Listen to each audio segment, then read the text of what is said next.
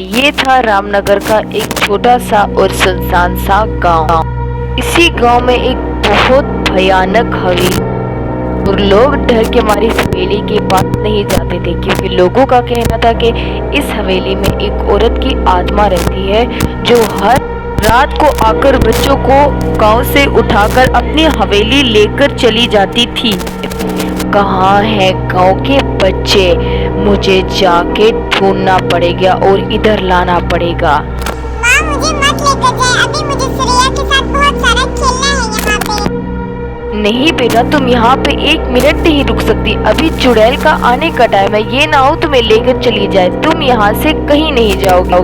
तभी रमला अपनी बेटी प्रिया को वहाँ से लेकर चली जाती है चुड़ैल के डर से। अगले दिन जैसे ही एक खूबसूरत सी सुबह होती है रामनगर में। माँ, पिताजी, मैं खेलने के लिए जाऊँ, मेरी दोस्त सुरैया आ रही है, मुझे जाना है वहाँ। बेटा, मैं तुम्हें यहाँ से बाहर जाने नहीं दे सकता। तुम्हें पता है चुड़ैल की आत्मा यहाँ पे भटक रही है। चलो बेटा, तुम अगर जाना चाहती हो तो जाओ, सुरैया के साथ खेल के जल्दी वापस आना। तभी ऐसा कहकर प्रिया वहां से निकल जाती है सुरैया के साथ खेलने के लिए।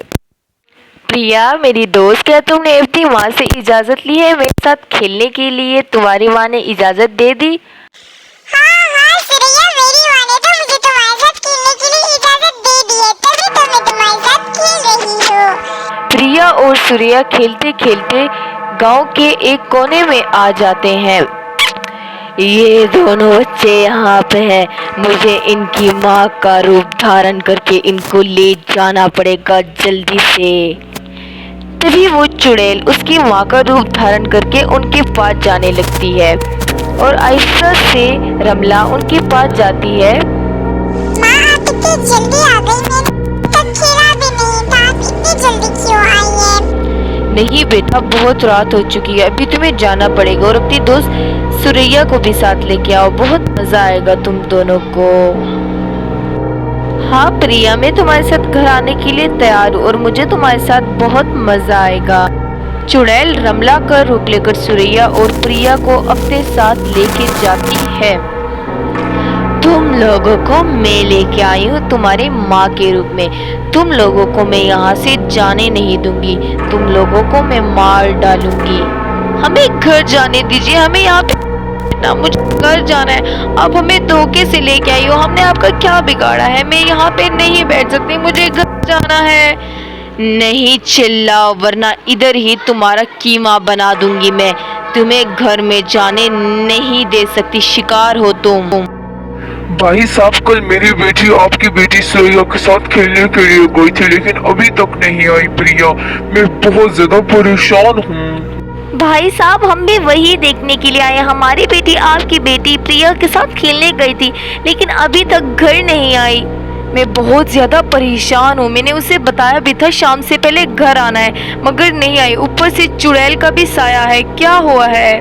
भाभी सही कह रही है, मुझे लगता है शायद चुड़ैल ने कुछ किया होगा। हमें जल्द से जल्द मदद लेनी चाहिए स्वामी जी की और कुछ हल निकलेगा। सही कह रहे हो भाई साहब, हम दोनों स्वामी जी के पास जाते, तुम दोनों घर बैठो ताकि कुछ खबर मिले तो हम तुम लोगों को आगाह कर सके उस खबर से। ऐसा कहकर रमेश और प्रकाश वहां से चले जाते हैं। क्या हुआ है तुम दोनों को? परेशान लग रहे हो, कोई समस्या है तो मुझे बताओ। स्वामी जी, हमारी बेटी एक प्रिया और एक सुरैया कल खेलने गए थे, लेकिन अभी तक घर नहीं आए। मैं तुम लोगों की परेशानी समझ गया हूँ। इसके पीछे किसी और का हाथ नहीं बल्कि चुड़ैल का है। मैं ही कुछ कर लूँगा। तुम स्वामी जी बनकर यहाँ पे क्यों आए हो और मुझे यहाँ क्यों दिखाई दे रहे हो? अपने गांव वालों की तरह मरना चाहते हो क्या? मेरे गांव के बच्चों को छोड़ दो, वरना तुम्हारे साथ बहुत बुरा होगा। मैं जो मंत्रिक पढ़ूंगा तुम वश में आ जाओगी। छोड़ दो। मैं नहीं छोड़ूंगी। और तुम्हें किसने इजाजत दी कि तुम मेरे हवेली में आके मुझसे बच्चे लेके जाओ? नहीं छोड़ूंगी। तभी स्वामी जी कुछ ऐसा करते हैं, चुड़ैल स्वामी जी के वश में आती है बहुत बुरी तरह से और पकड़ लेता है। तभी चुड़ैल थोड़ी देर में गिरकर मर जाती है। बुराई का अंत बुरा होता है। तुमने बच्चों को बिला वजह बांध के रखा था। तुम लोगों का चुड़ैल को कोई खतरा नहीं है। मैं चुड़ैल को मार दिया है।